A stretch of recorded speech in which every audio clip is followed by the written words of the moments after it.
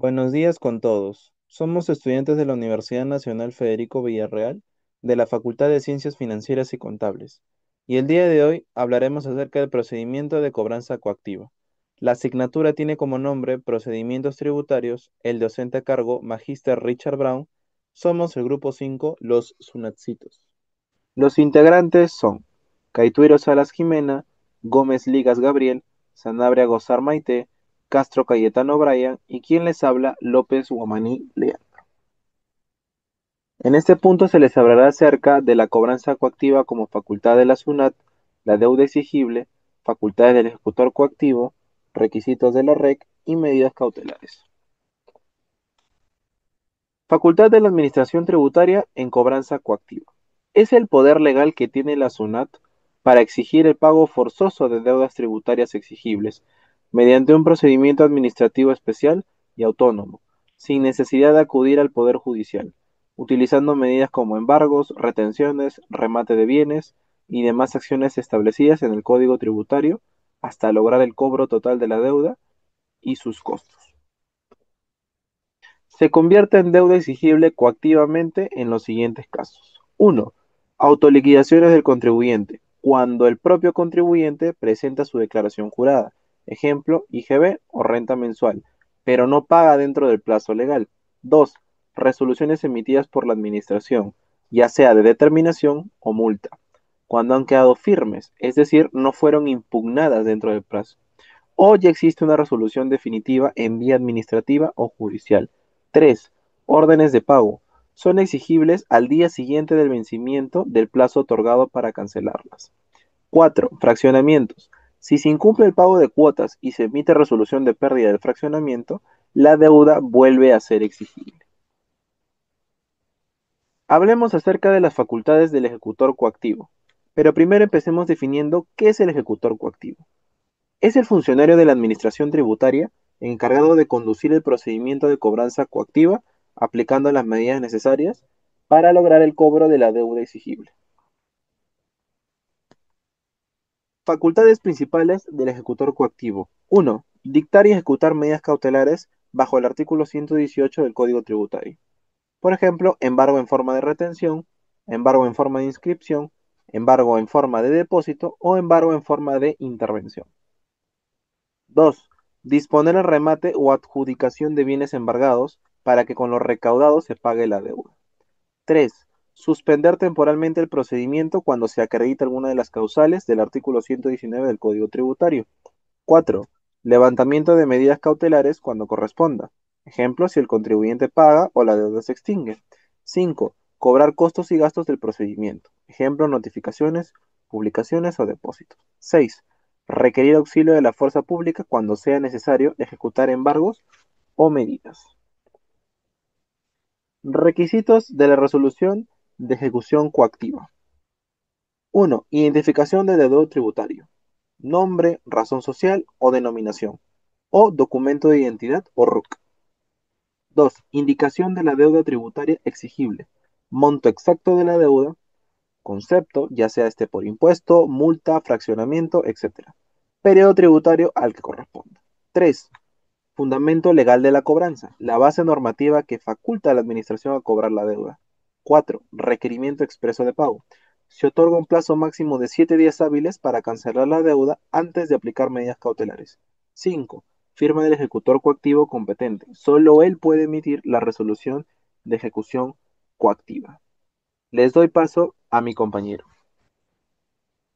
Resolución de ejecución coactiva. La resolución de ejecución coactiva, es decir, REC, es el acto administrativo emitido por la Administración Tributaria, SUNAT o municipalidades, mediante por el cual se ordena el inicio del procedimiento de cobranza coactiva contra un contribuyente que aún mantiene una deuda exigible y aún no ha cancelado y no canceló durante el plazo otorgado. Durante la resolución de ejecución coactiva se pueden tomar ciertas medidas como son el embargo en forma de retención, embargo en forma de depósito, embargo en forma de inscripción y remate de bienes embargados. Ahora voy a mostrarles un modelo de cómo se vería un documento de cobranza de resolución de ejecución coactiva. De primera se emite por la Superintendencia Nacional de Administración Tributaria, es decir, SUNAT. Se detalla la resolución de ejecución coactiva número 001-2025 SUNAT. Se detalla a continuación y de primera mano los datos del contribuyente. Su nombre, Juan Pérez García, su RUC 20 12 34 56 78 9, su domicilio fiscal en la avenida principal 123 en Lima, y se detalla la base legal por la cual se está realizando la resolución de ejecución coactiva de acuerdo con el artículo 66 del Código Tributario y la Ley número 27444, se dispone la cobranza coactiva de la deuda tributaria. Se detalla a continuación también los montos de la deuda y todos sus conceptos. Impuesto a la renta año 2023, 10.000 soles. Multas por infracciones tributarias, 2.000 soles. Intereses moratorios, 500 soles, dando así un total de deuda exigible 12.500 soles. Se detalla también lo que pasaría, pues, si no se realiza lo que es el pago. El incumplimiento en el pago dentro del plazo señalado dará lugar a medidas coactivas como la cobranza coactiva, por ejemplo, incluyendo también el embargo de bienes, retenciones y otras acciones legales. Se detalla por último la fecha y la firma. Ahora vamos a tocar las medidas cautelares. Las medidas cautelares son básicamente acciones preventivas que toma la SUNAT para poder asegurar el cobro de una deuda. Asegurar que, pues, mientras también el proceso de cobranza colectiva se esté realizando, el contribuyente no pueda ocultar, transferir o diluir alguno de sus bienes. En otras palabras, y que en resumen, las medidas cautelares son medidas que aseguran la deuda antes o durante la cobranza coactiva cuando existe un riesgo de que el contribuyente realice alguna de las acciones que antes mencioné. Ahora, unos ejemplos más comunes de las medidas cautelares son, por ejemplo, el embargo en forma de retención sobre cuentas bancarias, valores o derechos de crédito, el embargo en forma de inscripción sobre inmuebles, como son los vehículos u otros bienes registrados, el embargo en forma de depósito sobre bienes muebles, como son la maquinaria, las mercaderías, y el remate, que son las ventas forzosas de los bienes embargados para poder pagar la deuda exigible. Un ejemplo práctico sobre estas medidas podría ser, por ejemplo, SUNAT puede ordenar a un banco retener el dinero de una cuenta bancaria del contribuyente hasta por el monto de la deuda tributaria. Ahora doy pase a mi siguiente compañero. Yo les voy a hablar más en el enfoque de la suspensión y la conclusión. Empezamos por la suspensión. La suspensión es la interrupción temporal del proceso coactivo ordenada por la administración tributaria o por un juez. No extingue la deuda, pero detiene medidas de ejecución como los embargos o remates. Es como apretar pausa, ya que el contribuyente sigue siendo deudor, pero el Estado no puede avanzar hasta resolver la causa de la suspensión. ¿Cuáles son sus causales? Tenemos el recurso de impugnación, que es la apelación, revisión o demanda contenciosa administrativa. Aquí el proceso se paraliza hasta que haya una resolución firme. También tenemos la medida cautelar judicial, ordenada por un juez constitucional o administrativo. Con esto se evitan daños irreparables, por ejemplo, detener un remate mientras se revisa la legalidad del cobro. También tenemos el fraccionamiento o convenio de pago, donde el contribuyente solicita pagar en cuotas. Entonces, mientras cumpla con las cuotas, no se aplican medidas coercitivas. Como cuarto punto tenemos el error o deuda no exigible. Es cuando la deuda ya prescribió, ya fue pagada o está mal determinada. Es decir, no tiene sentido ejecutar algo que legalmente ya no corresponde. Por último, los procesos concursales o quiebra, donde los bienes del contribuyente pasan al control de la autoridad concursal. En este caso, la ejecución se suspende para que el proceso concursal siga su curso. Efectos de la suspensión.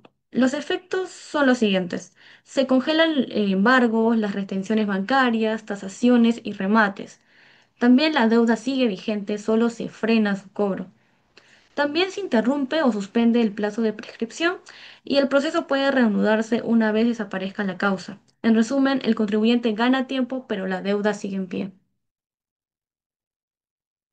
Ahora pasamos a la conclusión del procedimiento.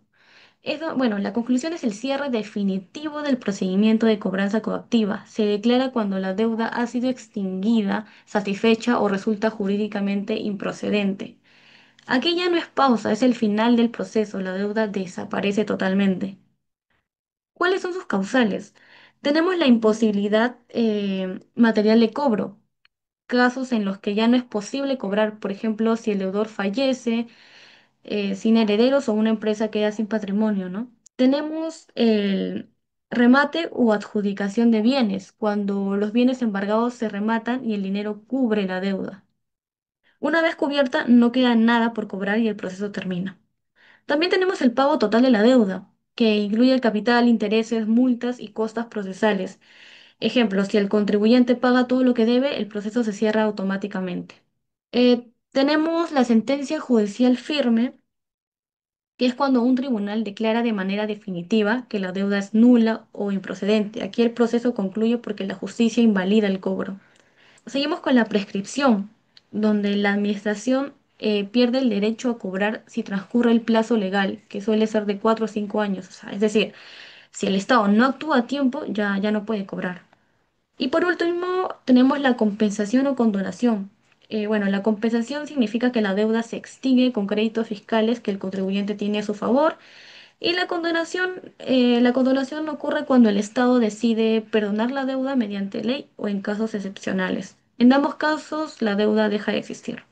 ¿Cuáles son sus efectos? Bueno, el contribuyente queda totalmente liberado frente a la administración. Se ordena levantar embargos, hipotecas u otras medidas cautelares. También el expediente se archiva definitivamente. Aquí ya no hay posibilidad de reactivar el proceso porque la deuda deja de existir. Les presento un cuadro de las diferencias entre suspensión y conclusión. Vemos que por su naturaleza, la suspensión es temporal y reversible. Puede reanudarse al desaparecer la causa. Y la conclusión es definitiva e irreversible porque la deuda se extingue. Según su causa, la suspensión se origina por recursos legales, medidas judiciales, convenios de pago u otras circunstancias que obligan a detener momentáneamente el cobro. Y la conclusión, por su lado, se da por causas de fondo, como el pago total, la prescripción, una sentencia firme o un remate. Según el efecto sobre la deuda, en la suspensión la deuda sigue vigente y en espera. En la conclusión la deuda desaparece jurídicamente. Y bueno, según las medidas coactivas, con la suspensión los embargos y retenciones se detienen pero siguen anotados. En la conclusión se eliminan totalmente y se archiva el expediente. En resumen, la suspensión es como presionar pausa porque el proceso puede continuar después, mientras que la conclusión es presionar fin porque el caso ya no puede volver a abrirse. Incluso podemos decir que la suspensión protege al contribuyente momentáneamente, mientras que la conclusión lo libera de manera definitiva. Eso es todo por mi parte, le doy el pase a mi compañero. ¿Qué tal? Yo voy a hablarles sobre la intervención excluyente de propiedad. Esto es una figura del derecho procesal penal peruano que permite a un tercero ajeno al proceso reclamar los bienes que han sido embargados, incautados o afectados dentro del proceso, cuando acredita que son de su propiedad y no del imputado. Sus fundamentos. Esto se basa en el respeto del derecho de propiedad reconocido por la Constitución. El Estado, al asegurar la reparación civil o al decomisar bienes vinculados al delito, puede afectar bienes que no son realmente del procesado, sino de un tercero legítimo. Para evitar esta vulneración, se reconoce este mecanismo. Un ejemplo es si en un proceso penal por lavado de activos se incauta un vehículo registrado a nombre del imputado, pero un tercero demuestra que con documentos que él compró el vehículo y es su legítimo dueño, puede interponer una intervención excluyente de propiedad para recuperar el bien y evitar que sea usado como garantía de reparación civil o ser decomisado. Hablaremos sobre la tasación y remate. Es el acto de determinar el valor económico de un bien embargado, incautado o sujeto a ejecución forzada. Su finalidad es fijar precios base sobre el cual se llevará a cabo el remate o subasta judicial. Pueden participar postores que ofrezcan dinero y el bien se adjudica a quien haga una mejor oferta, obviamente cumpliendo las reglas establecidas. Esta es la venta en pública subasta de un bien embargado o incautado, ordenada por la autoridad judicial o administrativa. con el fin de convertirlo en dinero para pagar deudas, una reparación civil o obligaciones pendientes. Un ejemplo de tasación podría ser que un inmueble embargado por deuda tributaria es sometido a una tasación y se determina que su valor comercial es de 500.000 soles. Ese monto servirá de referencia para el remate. Un ejemplo de remate podría ser que el mismo inmueble tasado en 500.000 soles, un postor ofrezca más, que sería 500, por ejemplo, 510.000 soles. Y otro postor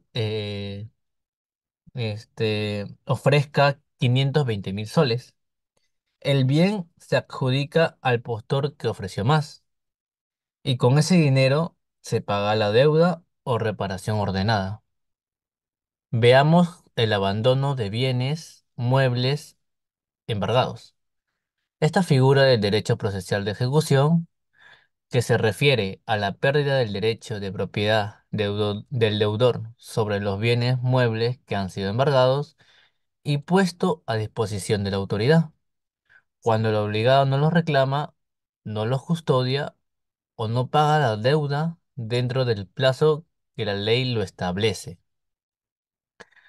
Para evitar que los depósitos judiciales o administrativos se llenen de bienes sin valor para el deudor. También esto permite que esos bienes tengan un destino útil, sea para el pago de la deuda, una subasta pública o una disposición por parte del Estado. Un ejemplo de abandono de bienes muebles embargados podría ser que una empresa tiene una deuda tributaria y la SUNAT embarga sus computadoras y su mobiliaria de oficina. La SUNAT ordena el depósito de los bienes. Pasa el plazo establecido por la SUNAT y la empresa ni paga la deuda, ni solicita la devolución, ni acredita propiedad distinta. A causa de eso se declara el abandono de bienes muebles embargados y la SUNAT puede rematarlos para cobrarse la deuda. Bueno, eso es todo de mi parte. Muchas gracias. Continuando con el tema, están los recursos de apelación. ¿Qué son estos? Es un medio impugnatorio del derecho procesal de ejecución que permite al contribuyente cuestionar las resoluciones emitidas en un procedimiento de cobranza coactiva, solicitando que una autoridad superior las revise. Se interpone dentro del plazo de 15 días hábiles desde la notificación y en principio no suspende la cobranza, salvo que se otorgue garantía o la autoridad lo disponga. O sea que el recurso de apelación es como la oportunidad que tiene el contribuyente de defenderse cuando no está de acuerdo con una resolución en la cobranza coactiva. Básicamente lo que se hace es pedir que un nivel más alto revise si la decisión fue correcta o no. Es decir, no se queda con lo que decidió el ejecutor coactivo, sino que lo revisa una autoridad superior. ¿Qué se puede apelar en la cobranza coactiva? Aquí hay unos ejemplos de resoluciones apelables. Tenemos lo que es la resolución de determinación, que son cuando la SUNAT o la municipalidad calculan cuánto debes pagar por impuestos no declarados. Por ejemplo, ¿no? IGB o la renta. Por resoluciones de multa, como su propio nombre lo dice, son sanciones por no cumplir con tus obligaciones, como declarar fuera del plazo. Ejemplo, ¿no? Un contribuyente presentó su declaración de renta fuera del plazo. Entonces recibe una multa de 1.000, 2.000 resoluciones en el procedimiento de la cobranza coactiva. Específicamente son aquellas que deniegan la suspensión de la cobranza solicitada por el contribuyente. O sea que el contribuyente pide que no se las cobre porque tiene un reclamo en trámite. Entonces, cuando hablamos de resoluciones apelables, nos referimos a estas resoluciones. En cualquiera de estos casos, el contribuyente puede presentar un recurso de apelación, que lo que hace es pedir que una autoridad de nivel superior revise si se aplicaron correctamente. Algunas características a tomar en cuenta para los recursos de apelación en el procedimiento de cobranza coactiva son las siguientes. Primero, es un medio impugnatorio, o sea que sirve para que el contribuyente pueda cuestionar una resolución que considere injusta. Tiene un carácter administrativo porque lo resuelve el tribunal fiscal sin necesidad de ir a un juez. También hay un plazo de presentación. El contribuyente tiene 15 días hábiles desde que le notifican la resolución para apelar. Tiene un efecto suspensivo limitado, o sea que para presentar la apelación no siempre detiene la cobranza, a menos que se le dé una garantía. También debe estar bien fundamentado, con hechos, argumentos legales y pruebas que lo respalden. También te piden requisitos formales, como presentarlo por escrito, con firma, anexos y en algunos casos garantía de la deuda.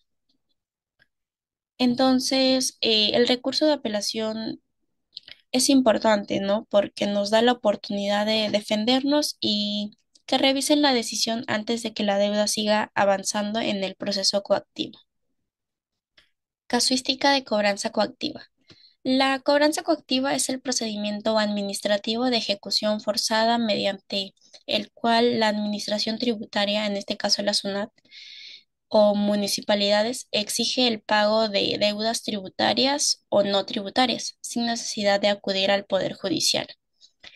Esto se inicia con la resolución de ejecución coactiva, la REC, que ordena al contribuyente pagar en un plazo de 7 días hábiles. De lo contrario, se aplican medidas como embargo en cuentas bancarias, retenciones de sueldos u honorarios, embargo de bienes, muebles e inmuebles y remate de los bienes embargados.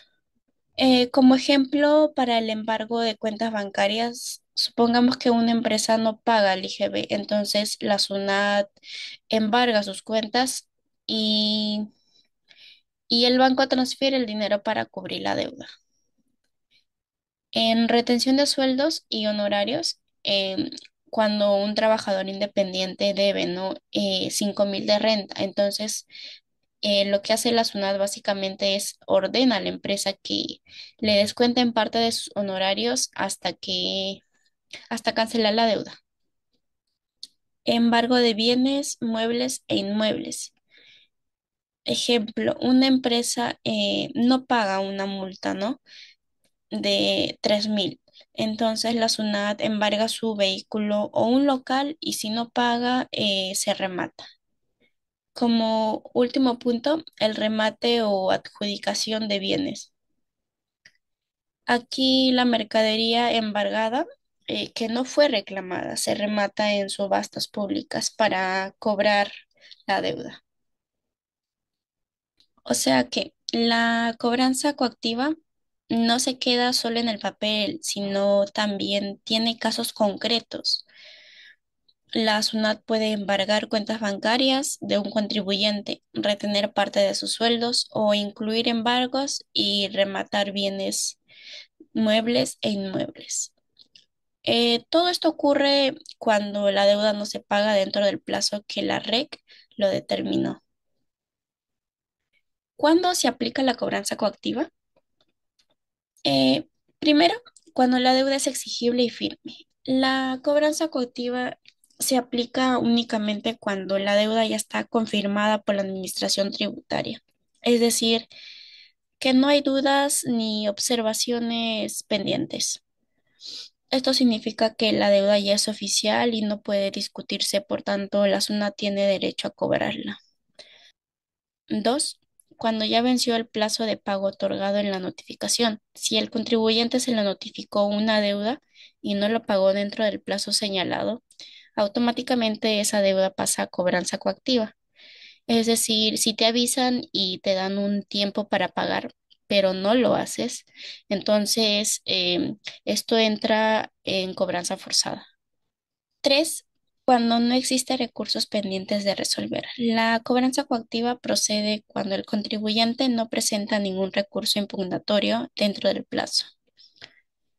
O si lo hizo, esto ya fue declarado infundado y la deuda quedó firme.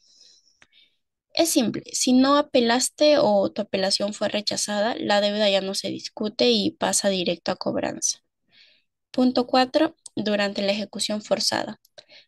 Cuando se notifica la resolución de ejecución coactiva, el contribuyente tiene 7 días hábiles para pagar la deuda o solicitar la suspensión. Si no lo hace, el ejecutor coactivo está facultado para aplicar medidas como embargos, retenciones o remates. En pocas palabras, si en 7 días no pagas ni presentas un recurso válido, ya te pueden embargar tus cuentas, bienes o incluso rematar lo que tengas.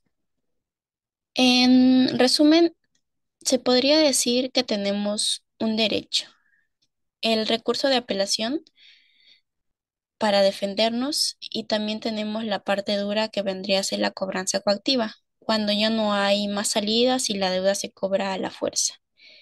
De alguna manera, saber esto nos ayuda a entender cómo funciona la relación entre el contribuyente y la SUNAT. Eso es todo por mi parte.